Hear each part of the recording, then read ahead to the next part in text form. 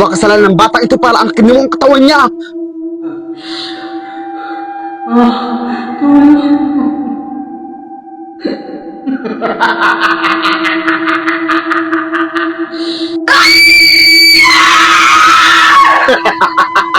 Kung sino mong nasa katawan kayo, lumalis ka!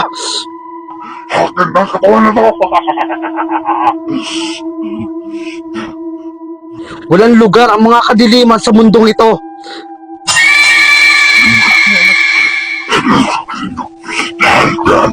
Halpin ka.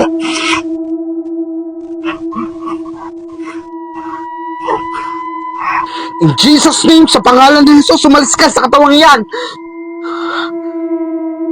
Madre Jesus, sagrado.